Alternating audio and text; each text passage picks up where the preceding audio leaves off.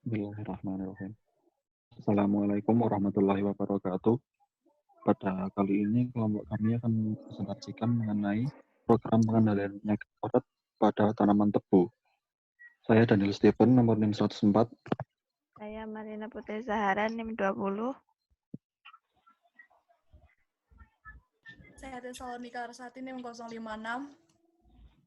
Saya Afrida Brilianti, NIM 107. Saya Desi Tribodorini, NIM 116. Saya Adila Taufika Karama, NIM 166.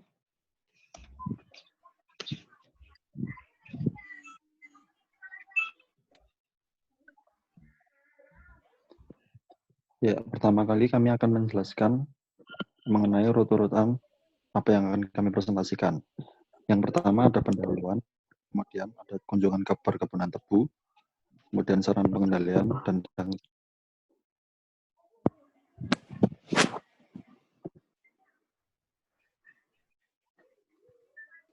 yang pertama yaitu pendahuluan.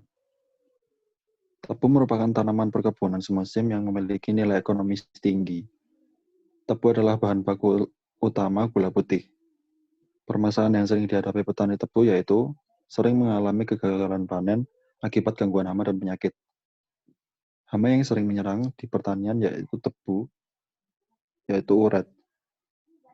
Uret atau lundi merupakan hama endemis di perkebunan tebu Indonesia, terutama pada lahan kering dengan kandungan tanah dominan berpasir. Serangan uret pada pertanaman tebu dapat mampu menurunkan hasil gula hingga 60% per hektar.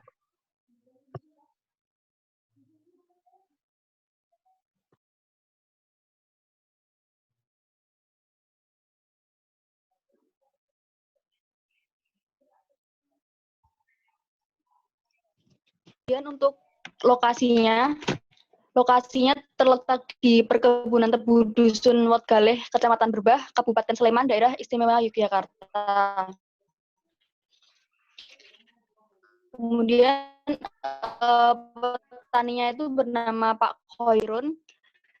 Luas yang terserang pada tahun 2019 itu luas perkebunannya mengalami gagal panen kurang lebih 60 urat pada perkebunan tebu yang menyebabkan gagal panen dan kerusakan.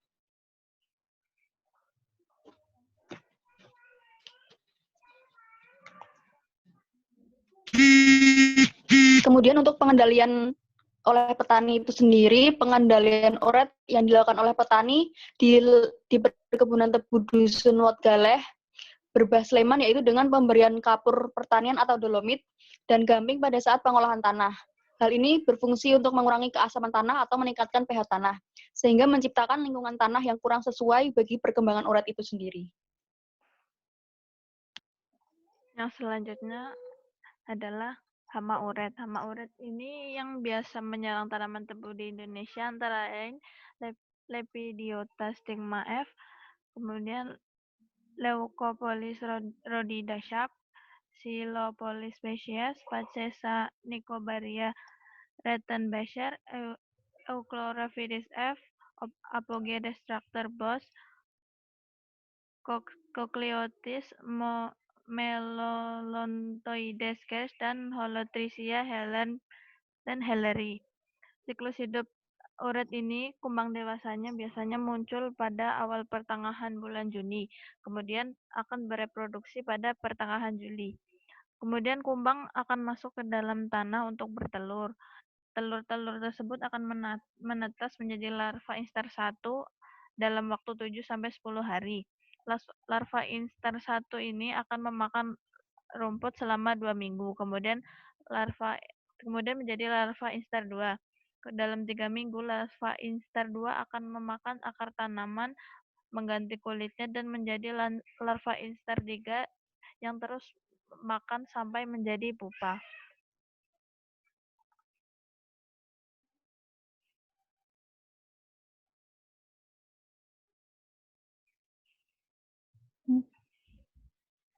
Selanjutnya, untuk gejala serangan dari uret itu, uret menyerang tanaman tebu pada bagian akar atau pangkal batang. Nah, gejala yang ditimbulkan itu yang pertama, daun-daun tanaman berubah menjadi layu, berwarna kuning, kemudian mengering dan mati. Yang kedua, akar tanaman akan habis dimakan uret, dan yang ketiga bagian pangkal batang terdapat luka bekas gerekan. Terakhir, pada serangan berat banyak tanaman tebu yang roboh dan mudah dicabut karena akar tanaman habis dimakan uret. Nah, pada penelitian itu ada batas ambang ekonomis akibat serangan uret itu, yaitu terjadi apabila jumlah populasi sudah mencapai 4-6 ekor per rumpun tebu.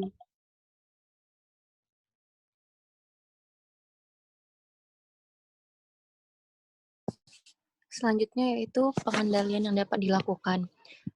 Saran pengendaliannya yang pertama yaitu pengendalian preventif, itu dengan melakukan rotasi tanaman dengan tanaman yang bukan inang, itu seperti tanaman kedelai, dan dapat pula menanam tanaman perangkap seperti rumput gajah, sorghum, dan talas di sekitar pertanaman tebu tersebut. Yang kedua yaitu tidak melakukan ratun can, atau ratun can ini yaitu menebang sebagian tebu, kemudian disisakan tanggulnya yang dibiarkan bertunas kembali. Hal tersebut dapat menyebabkan uret tersedia makannya terus-menerus. Dan yang ketiga yaitu menggunakan mulsa plastik untuk menghambat atau menghalangi kumbang agar tidak meletakkan telurnya di tanah tersebut. Yang keempat, menanam menggunakan bibit yang sehat, melakukan penyiraman teratur, dan pemberian pupuk kandang atau kompos. Dan yang terakhir, pemberian mikoriza pada bibit tebu. Kemudian untuk pengendalian kuratif, yang pertama yaitu dapat memanfaatkan musuh alami atau agens hayati. Yang kedua yaitu penangkapan dan pemusnahan urat secara grobokan. Yang ketiga, memasang lampu perangkap light trap, atau yang biasa dipakai adalah light trap warna biru untuk menangkap urat pada fase dewasa atau kembang. Kemudian yang keempat, pengendalian hama urat dengan menggunakan insektisida tanah, misalnya Rukbi 10G, Diazinon 10G, Furadan 3 granular, Petrofur 3G, Rokep, dan aplikasi karbofuran 20 kg per hektar. Demikian presentasi dari kelompok kami. Apabila ada kurangnya, mohon maaf.